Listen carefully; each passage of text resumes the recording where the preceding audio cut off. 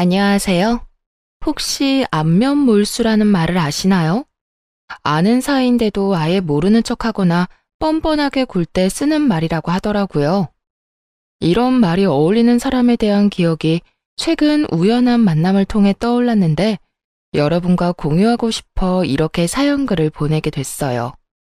그 사건의 주인공은 바로 전 시모와 그 가족들이에요. 그들에 대해 말하려면 남편과 제 사이에 대해 먼저 알려드려야 할 것 같네요. 남편은 같은 고향 출신으로 동갑내기 고교 동창이에요. 남편과 친해지게 된 계기는 친정어머니 덕분이었어요. 친정어머니는 제가 고등학생일 무렵 다니던 학원 근처에서 분식집을 하셨거든요. 그래서 근처 학원을 다니는 친구들이 어머니가 하는 분식집을 자주 찾았어요. 남편 역시 단골이었던 거죠. 남편이 조금 소심한데 어릴 때는 지금보다 더 주눅 들어 있었거든요. 남자아이 혼자 떡볶이 먹으러 온 걸 보고 어머니가 신경을 많이 써줬어요. 남편은 식탁 위를 항상 깔끔히 정리해서 어머니한테 칭찬도 많이 받았고요. 그리고 저는 남편과 같은 학원에 다녔었기 때문에 자주 만났죠. 그때 남편이 저한테 그랬거든요. 너희 집은 진짜 즐거워 보이네. 넌 좋겠다. 진짜 부러워. 갑자기 무슨 오글거리는 소리야? 다른 집도 다 비슷하지 않아?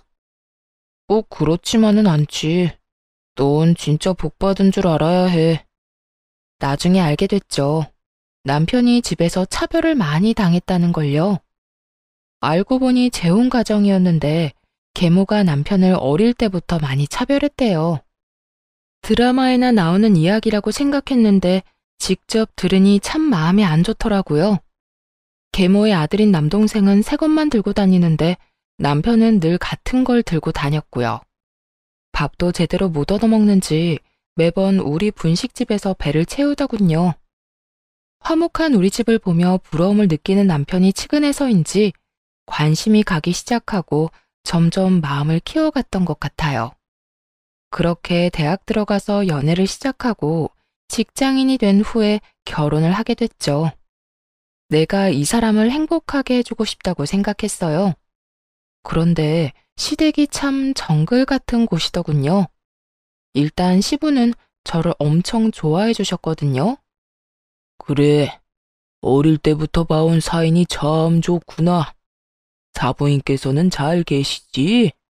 네가 며느리가 돼서 얼마나 기쁜지 모른다. 게다가 대학병원 간호사가 내 며느리인 게 얼마나 자랑스러운지 친구들한테 자랑도 많이 하고 다녔지. 그런데 허허 웃는 시부의 말이 끝나자마자 시모가 날카롭게 받아치더군요. 의사도 아니고 꼴랑 간호사인데 뭐가 그렇게 자랑스러워요? 세상에 자랑할 게 그렇게 없어요. 당신 둘째 아들이 데려온 며느리가 얼굴이랑 행동이 이쁘지. 첫째는 영 뻣뻣하고 인물도 별로라 내 마음에 들지가 않는데. 당신 제발 마음 좀 곱겠어. 애들 앞에서 이게 무슨 추태야? 추태는 무슨 추태예요? 그리고 당신 진짜 이럴 수 있어요? 결혼을 같은 해에 하는데 왜 첫째한테 돈을 더 많이 줘요? 둘째는요? 둘째가 여태 사업한다고 가져간 돈은 생각 안 해? 첫째는 평생 돈 달라고 한 적이 한 번도 없잖아. 아무리 발이 안으로 굽어도 그건 아니지. 사업하는데 돈이 필요한 걸 그럼 어떡해요? 어쨌든 둘째도 첫째만큼 지원 안 해주면 가만히 안 있을 테니까 그렇게 알아요. 저 말이 나오면 그때부터 남편의 순환 시대였죠. 시모가 쓸데없는 일로 남편 불러내고 고생시키고 말도 아니었거든요. 그런데 결혼을 하고 나니 제가 타깃이 되더군요. 저야 대학병원 간호사라 3교대로 일해서 바빠 죽겠는데 그런 치사한 괴롭힘에 어울려줄 시간이 없었어요.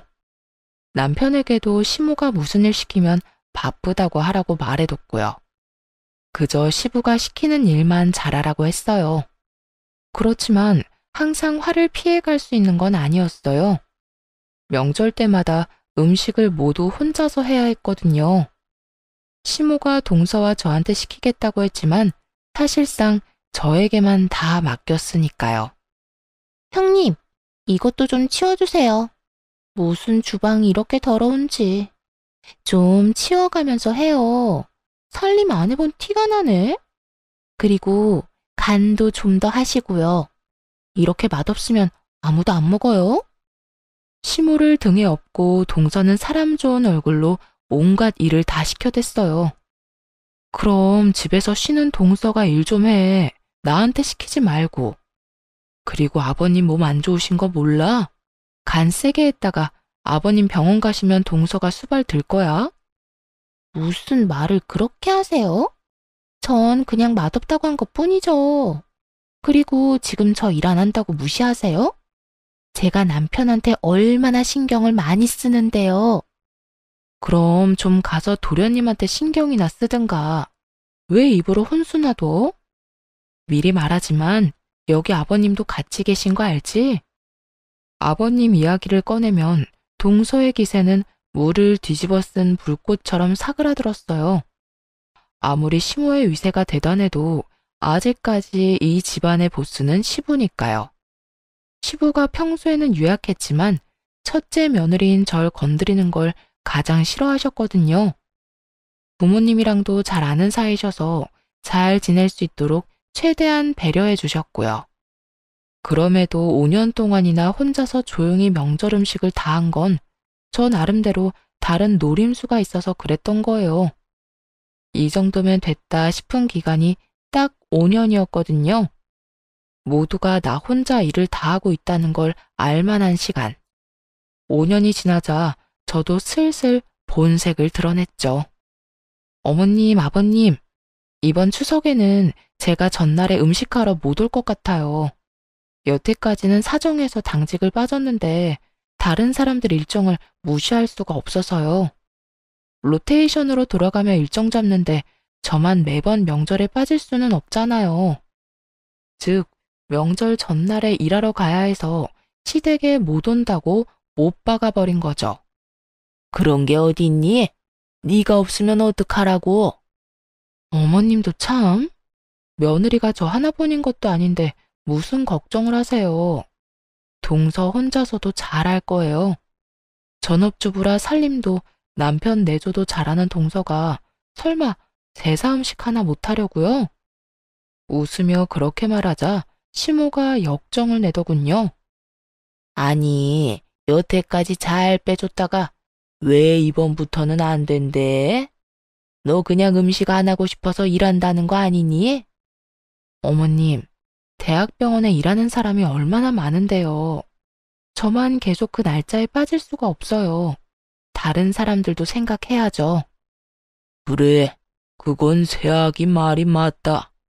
며느리가 둘이나 있으니 이번에는 둘째에게 시켜보자. 첫째 혼자서도 그만큼 했는데 둘째라고 못하겠어? 그렇지? 시부가 그렇게 얘기하자 동서는 말도 없이 우물쭈물하기만 하더군요. 우더른이 시키니 안 된다 말은 못하겠고 중간에서 곤란하겠더라고요. 그래서 손윗사람으로서 등 떠밀어줬죠. 동서가 못하는 게 아니에요. 어머님이 워낙 동서를 아끼시니 그간 실력을 볼 기회가 없었던 것뿐이죠. 전업주부로 5년을 지냈는데 설마 음식 하나 못하겠어요? 이번에 그 솜씨 한번 발휘해줘요. 알았죠? 결국 동서 혼자 명절 준비를 하게 됐어요. 동서가 미친 듯이 째려봤지만 뭐 어쩌겠어요? 그날 일이 있어서 전 못 나오는 걸요. 그렇게 명절이 되어 일을 끝내고 시댁으로 갔더니 세상에 동서 혼자 정말로 준비를 다 했더군요. 시모가 어깨를 으쓱 하더니 보란 듯이 말했어요. 봤니? 맛도 그렇고 모양도 그렇고 금 잡을 데가 한 군데도 없어. 거기다가 나 고생할까봐 전날 집에서 다 해오는 정성까지. 예, 그런 건 좀 보고 배워라. 정말 잘했네요. 동서, 수고했어. 그런데 형님, 오늘 일한다고 하시지 않았어요? 그런데 제가 받은 이 문자는 뭐죠? 동서가 뜬금없이 보여준 문자에는 사진 한 장이 첨부되어 있었어요. 저와 웬 남자가 커피를 마시는 사진이요. 다름이 아니라 점심때 보험회사 직원이 상품 하나가 너무 잘 나왔다고 저한테 상담 한번 받아보라고 연락을 했거든요. 마침 남편 보험이 너무 부실했던 터라 한번 상담을 받아볼까 해서 만났죠. 그런데 그때 모습이 떡하니 찍혀 있더라고요. 제 뒷조사라도 한 모양이었어요. 솔직히 깜짝 놀랐어요. 일하기 싫다고는 해도 이런 짓까지 하다니. 동서는 바쁘지도 않았어?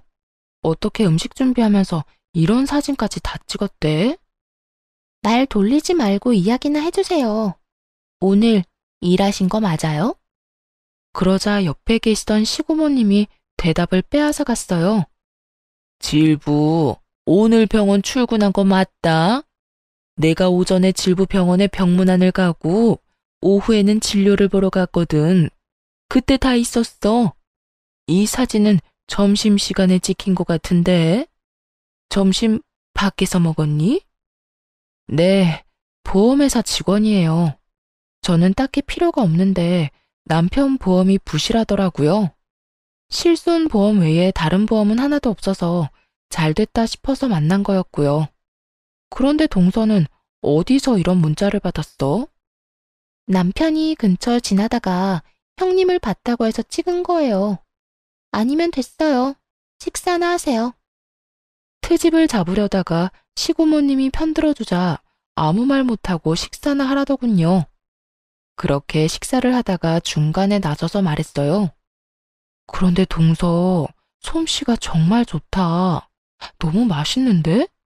그렇지 않아요, 아버님? 그래, 둘째 며느리가 생각보다 요리 솜씨가 굉장히 좋구나. 고모님도 맛있으시죠?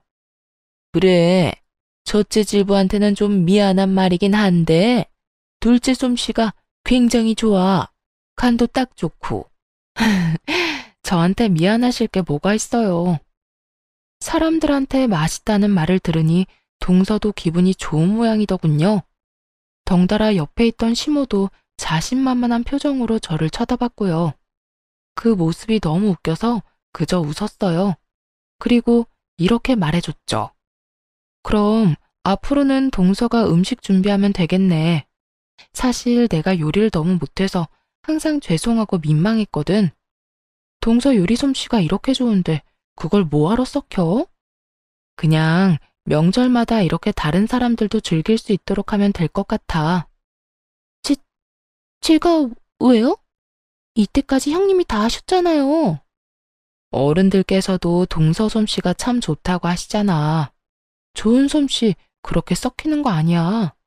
그리고 아버님, 어머님, 다음부터는 명절 전후로 빠지기가 조금 힘들 것 같아요. 제가 진급을 해서 쉬는 날 빠지기가 곤란해졌어요. 동서가 음식도 잘하고 이렇게 다들 좋아하시니 양해를 좀 구해볼게요. 괜찮죠? 뭐 그렇게 바쁘다고 집안일에 도움 안 되는 너보다 둘째가 훨씬 낫구나. 그럼 그렇게 해라.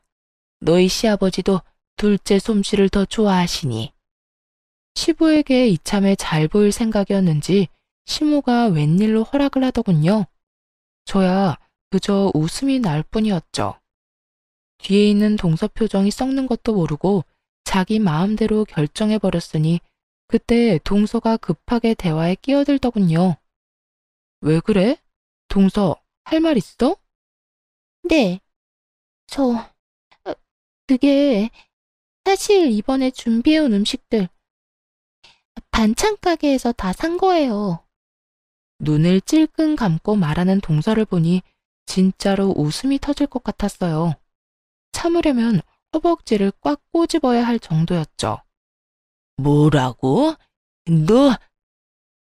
그게 너무 힘들었단 말이에요. 혼자서 제사 음식을 어떻게 다 해요?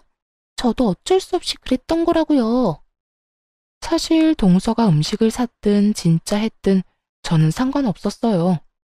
어차피 다음 명절부터는 음식 준비를 안 할 테니까요. 그런데 시모에게는 청천벽력 같은 말이었나 봐요. 믿었던 도끼에 발등 찍힌 기분이지 않았을까요? 역시나 시모 표정이 완전 귀신처럼 흉악해지더군요. 정신 나갔어? 어떻게 제사 음식을 사놓고 직접 했다고 속일 수가 있어? 아무리 아끼는 며느리라도 이런 상황에서는 미운 모양이었어요. 어머님, 잘 드셔놓고 왜 이제 와서 화를 내세요? 화를 안 내게 생겼어? 못할 것 같으면 못하겠다고 말을 했었어야지. 어디서 사서 가져와 놓고 네가 했다고 거짓말을 해? 가족들 앞에서 날 거짓말쟁이로 만드니 기분 좋니? 도대체 애가 생각이 없어 넌? 동서가 시모에게 먼지 한 톨 남기지 않고 털리고 있는데 시고모님이 말하더군요. 옳게, 애 그만 잡아요. 힘든 것도 사실이지. 그간 첫째 질보 혼자서 얼마나 힘들었는지 잘 알게 됐으니 좀 바꾸는 게 어때요? 이렇게 반찬 가게에서 사 먹는 거 난 나쁘지 않은데? 넌 어떻게 생각하니? 저도 뭐 괜찮네요, 누님. 안 그래도 매번 첫째 아가 혼자 고생하는 거 보고 마음이 쓰였는데 다음부터는 그냥 음식 사서 제사 지내도록 하자. 다들 그러시다면 어쩔 수 없죠. 결국 시모는 어쩔 수 없이 모두의 의견에 동의할 수밖에 없었어요. 동서를 밀어주려 했는데 그간에 제 노고만 빛났으니 얼마나 속이 쓰렸겠어요. 마지막에는 저만 그동안 고생 많았다는 말을 들으며 그날 하루가 끝났죠. 동서는 그 뒤로도 시모에게 그 일로 계속 욕을 먹더군요. 그냥 넘어갈 수도 있지만 시모의 마음이 워낙 좁아 용서를 못하는 듯 했어요. 하지만 동서가 시모에게 시달리는 것도 한두 달 뿐이었어요. 그 뒤에는 가족들 모두 정신이 없어졌거든요. 시부가 연세치고는 정정하게 지내셨는데 갑자기 몸이 계속 안 좋아지셨거든요. 건강검진을 해보니 문제가 있어 제가 다니는 병원에 입원하시게 됐어요. 변명은 폐암. 게다가 속도가 빨라서 발견했을 때는 손 쓸 수 없을 정도였어요. 시부가 입원해 있는 동안 시모랑 동서 둘이 딱 붙어 옆에 있더라고요. 하지만 간병을 하는 게 아니라 사람을 못 살게 굴고 있었죠. 대화하는 걸 대충 들었는데 유산과 관련된 이야기를 하더라고요. 참 바뀌는 거 없는 인간들이다 싶었어요. 시부 재산이라고는 시댁 집뿐이고 돈도 어차피 치료비에 거의 다 쓰일 텐데 뭐가 그리 급한지 누워있는 사람을 괴롭히더군요. 몇 번은 제가 절대 안정을 해야 한다는 말로 내쫓아주기도 했지만 아주 끝장을 보려는 건지 끈질기게 시부에게 확답을 듣고자 하더라고요. 결국 시부가 가족들 모아놓고 이야기를 꺼냈어요. 당신도 알다시피 내가 가진 건 별로 없어. 이 집이랑 예금만 얼마 정도 있지. 당신이랑 둘째한테 유산을 주는 조건은 내 누나를 돌봐주는 것뿐이야. 내가 누나보다 먼저 가게 될 줄은 몰랐으니 나 대신 우리 누나를 잘 보살펴주면 유산 돌려줄게. 그렇게 하겠소? 시고모님이 시부를 업어 키웠다고 할 정도로 남매가 각별한 사이였거든요. 시부를 고등학교까지는 보내려고 결혼도 하지 않고 돈만 벌다가 결국 시고모님은 혼자서 늙어가셨죠. 게다가 지금은 일도 없이 연금 받아서 지내고 계신 것 같았거든요. 각종 질병도 있어서 병원에 자주 가시기도 했고요. 그런 고모님이 안쓰러워 저도 신경을 참 많이 썼는데 시모에게 맡긴다니 걱정이 많이 되더군요. 시모는 자신 있다는 듯이 고개를 끄덕였어요. 내가 형님 모실 테니 당신은 우리 아들이랑 나한테 유산 넘겨주고 가. 그렇게 대화가 마무리됐어요. 그래도 유산을 걸고 약속한 만큼 시고모님을 잘 돌봐드릴 줄 알았는데 아니더군요. 그 말을 듣고 난 바로 다음 날 저한테 시고모님이 전화를 하신 거예요. 첫째 질부, 내가 오늘 병원에 가야 하는데 같이 가질 수 있을까? 검진 때 수면 내시경도 해야 하는데 보호자가 없으면 안 된다네. 올케랑 둘째 질부는 사업 때문에 바쁜지 연락도 제대로 안 받고. 아예 시고모님을 방치해두려고 작정을 했더군요. 아무리 그래도 그렇지 하루 만에 이러는 건 좀 아니잖아요. 그래도 시고모님에게는 내색하지 않고 말했죠. 네, 제가 같이 가드릴게요. 앞으로 보호자 필요한 일 있으면 저나 남편한테 연락하세요. 시간 날 때만이라도 꼭 해드릴게요. 아유, 정말 고마워. 내가 믿을 구석이라고는 첫째 질부뿐이네. 시부가 아직 돌아가시지도 않았는데 이러니 가슴 한구석이 답답해지더군요.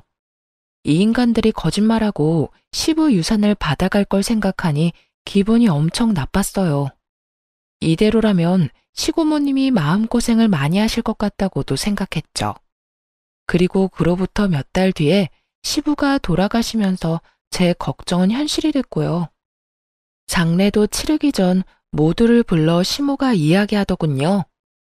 네 아버지 돌아가셨으니 우리는 이제 남인 거 알지? 피 한 방울 안 섞인 남인데 언제까지고 네 고모를 우리가 모실 순 없지 않니? 그러니 앞으로 너희가 모셔. 어머님이랑 서방님, 동서가 고모님 모시는 대신 유산 받기로 한 거 아닌가요? 그런데 갑자기 이런 말씀을 하시다니요. 유산? 유산이라고는 한 푼도 없는데 어쩌니? 내 남편이 여태껏 자식 돌봐줘서 고맙다고 나한테 그 집 주고 갔어. 이미 그 집은 내 집이었다고. 그러니까 유산은 한 푼도 없는 거고. 이런 상황에서 내가 왜 너희 고모를 모시니? 나랑 우리 아들이 너희 고모랑 피가 섞였어 뭐가 있어? 어머니, 지금 아버지가 돌아가시기도 전에 명의를 변경했단 이야기예요? 어떻게 그러실 수 있어요? 아버지가 동의하신 거 아니죠? 남편이 느낀 배신감은 상상 이상이었을 거예요. 설마 시부가 죽기 전에 저런 짓을 해놨을 줄 몰랐을 테니까요. 어머, 얘 좀 봐. 그 사람이 동의를 안 하면 내가 어떻게 그 집을 내 걸로 만들어. 그리고 네 아버지 장례는 알아서 치러라. 내가 늙은 영감 죽을 때까지 수발 들어줬는데 이 정도는 너희가 알아서 해야 하는 거 아니니? 수발을 든 게 아니라 아버지 닥달해서 재산 다 빼돌리려고 한 거겠죠. 저희도 이대로는 그냥 못 넘어갑니다. 못 넘어가면 뭐 어쩔 건데. 미련하긴. 그러게 잘 좀 하지 그랬어. 그랬으면 그 영감이 뭐라도 더 챙겨주고 떠났을 텐데. 하나도 안 남긴 거 보면 네 아버지가 널 어떻게 생각했는지 알겠다. 그리고 앞으로 뭐 하든 우리 찾지 마라. 이제 남남이야 남남. 장례식이 끝나기도 전에 선을 긋는 시모와 서방님네를 보며 정말 치를 떨었어요. 시부의 죽음에 충격받은 시고모님은 주저앉아 일어서지도 못하고 계셨죠. 얼른 다가가 시모와 다투는 남편을 대신해 시고모님을 부축해드렸어요. 경수, 가진 것도 없는 노인 모실 생각하니 어때요? 우리는 가족이 아니라 부양 의무가 없는데 어쩌나. 나중에 장례비가 더 나오긴 하겠지만 그래도 가족 좋다는 게 뭐예요? 좀 챙겨주시고 고생들 하세요. 조롱에 가까운 말에 순간 화가 확 치밀었지만 겨우겨우 참았어요. 어떻게 아픈 사람을 앞에 두고 저딴 말을 짓거리는지. 게다가 시부가 돌아가신 지 하루도 안 됐잖아요. 사업 자금이다 뭐다 돈도 많이 받아간 주제에 바로 생판 남처럼 구는 놈을 보니 너무 역겨워서 차라리 가족이 아닌 게 다행이다 싶을 정도였죠. 그렇게 저와 남편만 남아 시부의 장례를 치렀어요. 그런데 장례가 끝나고 나니 억울하다는 생각이 들었어요. 시부 재산을 이렇게 싹 다 뺏기는 건 진짜 아니잖아요. 그래서 소송을 준비했어요. 그 집이라도 가져오려고요. 그런데 상대방도 절대 그 집을 안 뺏기려고 발악하며 애를 쓰더군요. 소송한 지 얼마 안 돼서 시고모님이 저희를 찾아왔어요. 소송 취하하는 게 어떻겠니? 솔직히 그 이야기 듣는데 너무 원망스럽더라고요. 돈이 문제가 아니었어요. 남편에게는 아버지의 마지막이 걸린 문제였죠. 그것마저 뺏기면 시부와 남편은 시모에게 평생을 당하고만 산 것일 테니까요. 고모님, 그래도 그 집은 아버님 거예요. 원래라면 남편이 받아야 할 집이고요. 이대로면 아버님도 억울하실 거예요. 잘 알아. 그러니 취하하라는 거야. 내가 네 시아버지한테 부탁받은 게 있어서 그래. 뭔지는 잘 모르겠지만 돌아가신 시부에게 부탁받은 게 있다니 일단 소송을 취하하기로 했어요. 그러자 시모와 서방님이 찾아왔더군요. 그래, 잘 생각했다. 그러게 패할 소송을 왜 하니? 변호사가 딱 봐도 너희가 질 것 같다고 한 거니? 그래서 소송 취하한 거야? 이렇게까지 캐묻는 이유는 단순했어요. 자기들이 변호사에게 좋은 소식을 듣지 못한 거죠. 사실 법정 다툼으로 가면 불리해지는 건 그쪽이었거든요.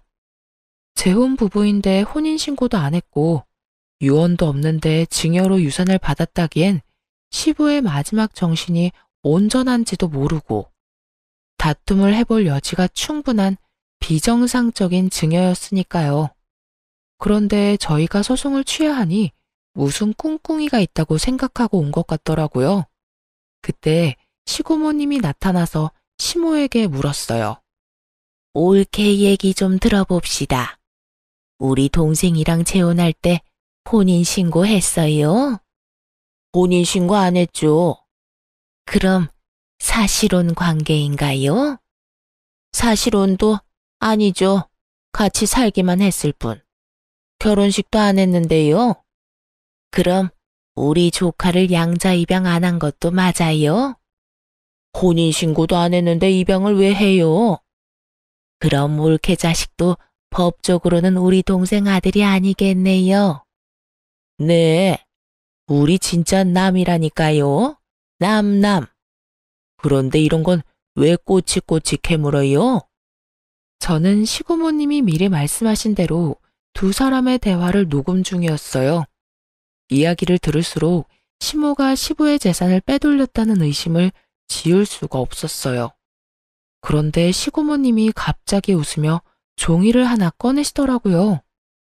그럼 계산이 간단해서 좋네요. 지금 그 집 소유주가 올케 맞죠? 그 사람이 진짜 명의를 나한테 넘겨주고 죽었다니까요. 그런데 이게 뭐야? 시고모님이 건넨 서류를 슬쩍 훑던 시모가 깜짝 놀라 소리를 꽥 지르더군요. 내가 그 집 소유주한테 그 집을 담보로 돈을 빌려줬어요. 이건 그 차용증이고요. 그런데 돈을 갚지 않은 채 그 집이 그쪽으로 넘어갔으니 당신이 갚아야겠네요. 시부가 빌린 돈은 거의 1억에 가까운 금액이었어요. 게다가 돈을 못 갚으면 집을 주겠다는 조항이 떡하니 적혀 있었죠. 거짓말이지? 가족끼리 돈 빌린 일에 이런 건 소용없다고. 가족끼리라도 차용증 쓰면 당연히 법적 효력이 있는 건 몰랐어요. 근데 동생도 참 너무하네. 그 집 받을 때 아무 설명도 못 들었어요? 시모는 아무 말 못하고 손톱만 질근질근 물어뜯더군요. 딱 보니 시부 허락 없이 집을 가져간 티가 났어요. 완전히 얼굴이 파랗게 되어서 했던 말만 되풀이 하더라니까요. 거짓말이야. 이럴 리 없어. 이거 가짜죠? 가짜니까 여기서 이러지. 이게 진짜였으면 소송할 때 이야기했으면 되잖아. 그렇게 의심되면 확인해 봐요. 그거 변호사 공증받은 거거든요. 그 말이 끝나기도 전에 시모가 서류를 쫙쫙 찢어버렸어요. 이런, 원본은 당연히 변호사가 가지고 있어요.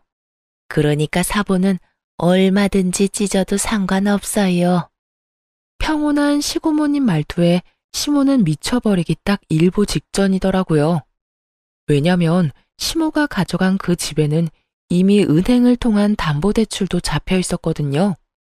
상속받자마자 소송으로 뺏길 수도 있다고 생각해서 그런지 서방님이 이미 그 집을 담보로 대출을 신청했더군요. 이 집 담보대출 받아서 그만큼 돈 못 줘요. 그럼 올케가 1억을 나한테 줘야지. 아니면 대출 받은 사람이 주든가. 그러면서 시고모님이 바라보자 서방님이 고개를 대뜸 젓더군요. 안 돼요. 이미 사업자금으로 다 들어가서 뺄 수도 없어요. 너 모아둔 돈도 없니? 지금 그 집 뺏기면 엄마 살 곳도 없어. 내가 무슨 돈이 있어요. 넌 돈도 한 푼 없는 애가 무슨 사업을 하겠다고 난리야. 그리고 그 돈은 보관만 하기로 한 거잖아. 그런데 그걸 냅다 다 썼다고? 언제 망할지도 모를 사업에? 이제 시모와 서방님이 아주 박 터지게 말다툼을 하더군요. 어쨌든 난 돈 없으니까 엄마가 알아서 해요. 엄마는 이런 것도 안 알아보고 도대체 뭐 한 거예요? 그렇게 아들이 못 준다고 버티는 통에 결국 시모는 집을 팔아서 마련해야 했어요. 그 차용증이 너무나 명확한 법적 증거가 돼서 목을 죄고 있었거든요. 집 담보대출 받은 금액이 빠지고 시고모님께 1억까지 주고 나니 남는 건 5천 정도 뿐이더군요. 시모가 시고모님께 돈 갚으러 왔을 때 저희 부부와 서방님 부부도 있었거든요. 그때 시모가 서방님과 동서에게 말하더군요. 이제 난 돈도 집도 없다. 1억 준 거나 마찬가지니 너희가 날 모시고 살아야 해. 어머님, 저희 집 좁아요. 그런데 어머님을 어떻게 모셔요? 그러지 마시고 5천으로 월세 집이라도 하나 계약하세요.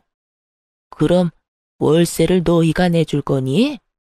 월세를 왜 저희가 내드려요? 요새 나이 들어도 다들 일하고 돈 벌어요. 어머님도 돈 벌어서 월세 내시면 되죠. 이 빵알년이 어디서 싸가지 없게 그런 소리를 짓거려?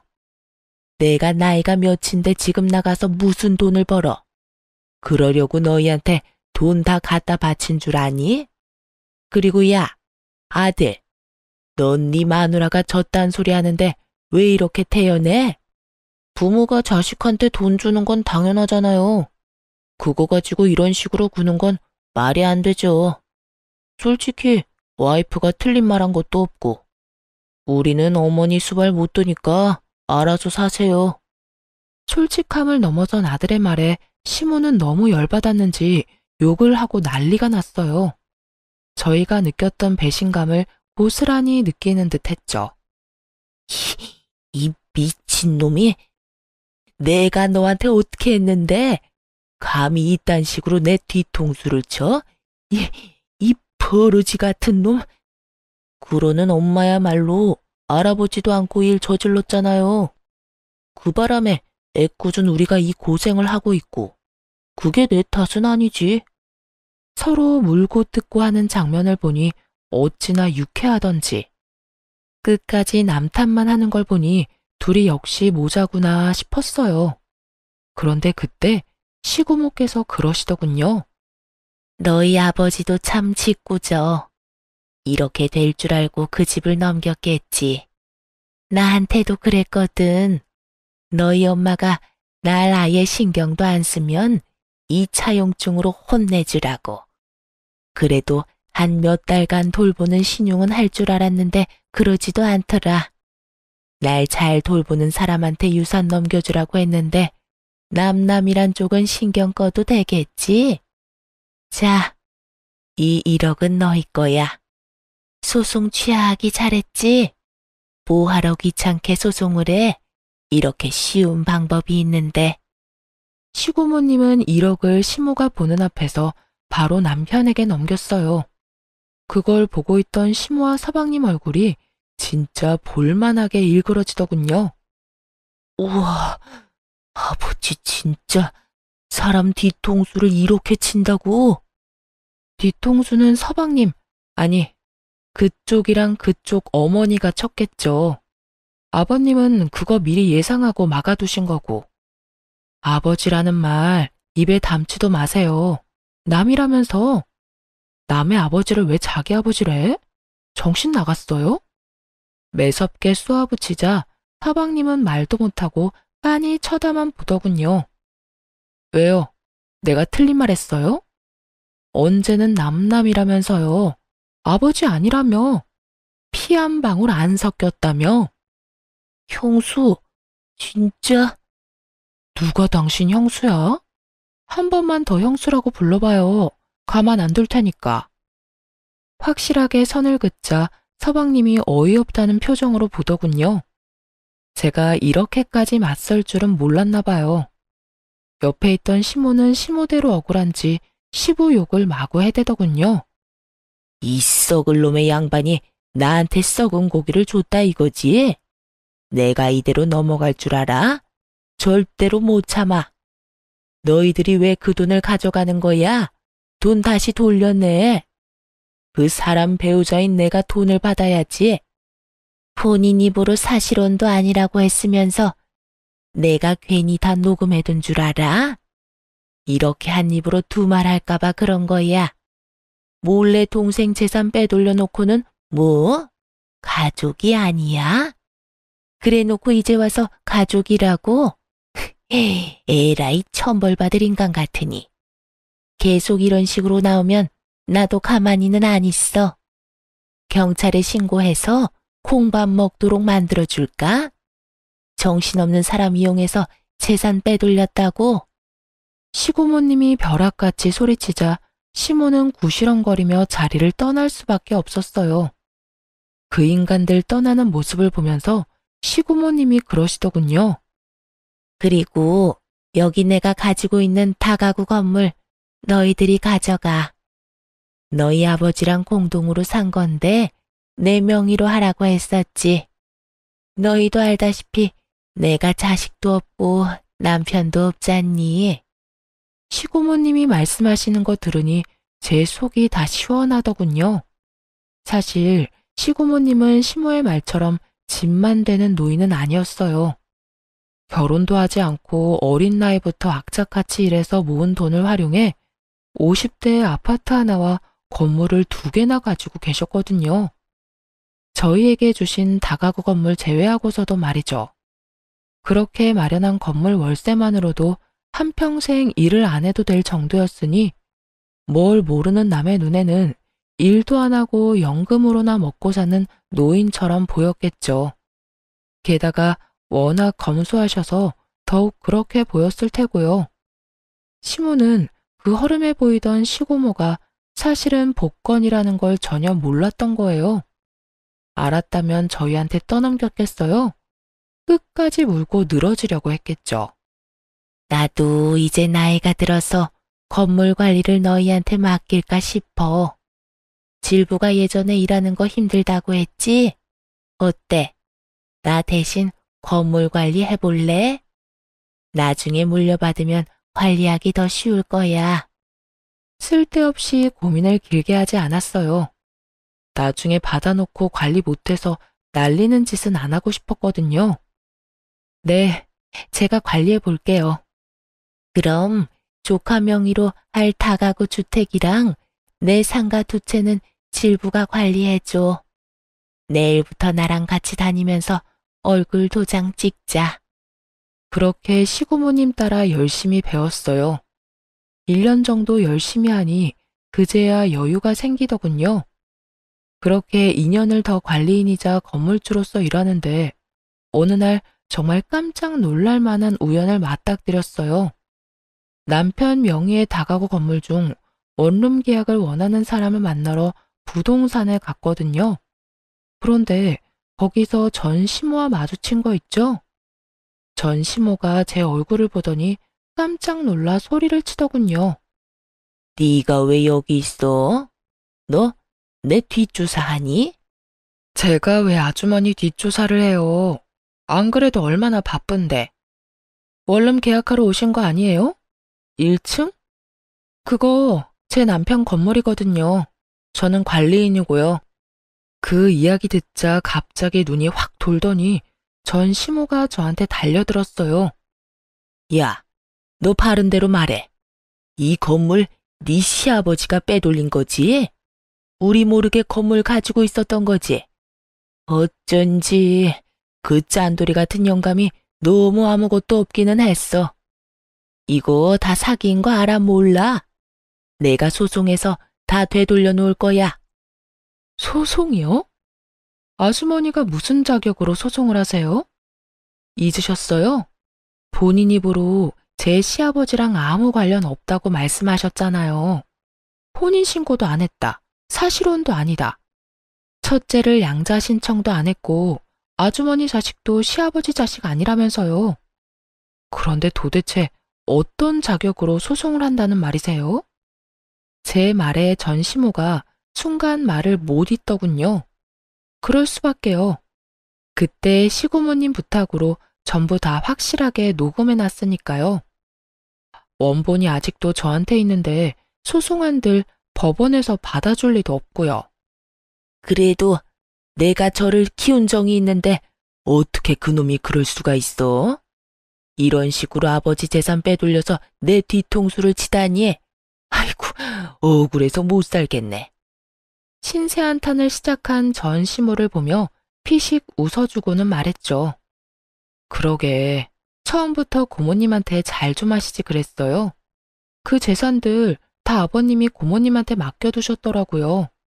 결과적으로는 저희가 좋게 됐죠. 아주머니가 대박 복권이나 다름없는 고모님을 저희한테 맡겨주셔서요.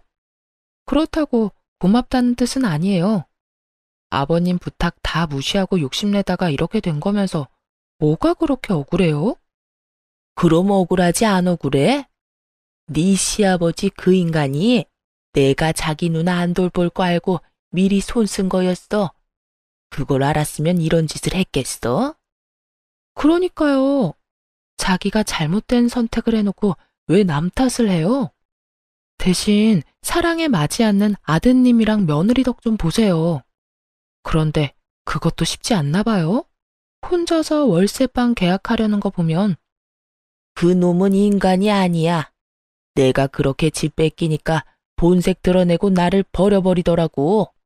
게다가 사업하다 다 말아먹고는 나한테 와서 들러붙잖아. 아들놈이고 며느리고 일은 안 하고 밥만 축 내는데 그러잖아도 늙어서 아들이랑 며느리 먹여 살리는 것도 힘든데 월세 보증금까지 뺏기면 못 버티겠다 싶어서 말도 안 하고 돈 빼서 나온 거야. 그놈들 지금쯤 나 찾으려고 눈에 불을 켜고 있을 거다. 그간 있던 일을 하소연하는 전 시모를 보며 너무 웃겨서 죽을 뻔했어요. 그러다가 꼭 한마디는 해주고 싶어서 말했죠. 아주머니는 자식 탓할 거 없어요.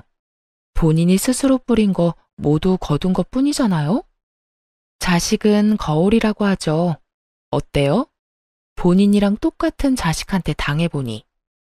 그리고 그동안 남편이 당한 것도 떠올라 말해줘야겠다 싶었어요. 그러게 처음부터 마음을 곱게 썼으면 이런 꼴은 안 받겠죠. 제 남편은 참 착한 사람이라 은혜를 입으면 간도 쓸개도 다 빼줄 사람이거든요.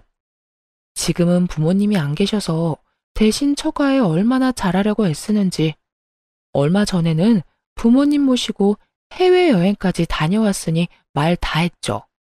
구구절절 다 맞는 말이라 전 시모는 아무 말 못하고 한숨만 푹푹 쉬더군요. 마음만 곱게 썼다면 자신이 누릴 수도 있었을 거라 생각하는지 더 후회스럽고 짜증이 난 것처럼 보였어요. 계약은 안 하는 걸로 할게요.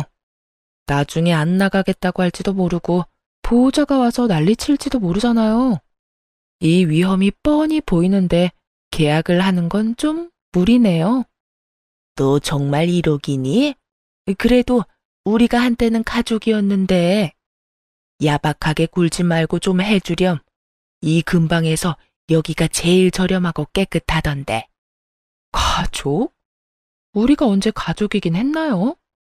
대놓고 사람 차별하고 괴롭혀놓고 이제 와서 아쉬우니까 가족 운운하지 마세요. 본인 입으로 아무런 관련 없는 사람이라고 했으니 엮일 생각하지 마시고요. 그렇게 대놓고 핀잔을 주자 전 시모는 결국 계약도 못하고 떠났어요. 나중에 그 이야기를 전해드리자 시고모님이 엄청 웃으시더군요. 그 자리에 없었던 게 너무 아쉽다면서요. 하긴 동생을 배신한 그 사람이 패가망신하는 모습을 정말 보고 싶으셨을 거예요. 착한 사람들이라 자기 마음대로 주물럭거릴 수 있을 줄 알았는데 마음 곱게 안 쓰다가 결국엔 크게 당해서 아무것도 없이 버려진 전 시모. 그런데도 아무도 불쌍히 여기지 않는 걸 보면 자업자득이라는 말이 딱 어울리겠네요. 오랜만에 악연을 만나고 그때가 떠올라 사연 써봤는데 잘 들으셨나 모르겠네요. 모두들 행복하고 즐거운 하루 되세요.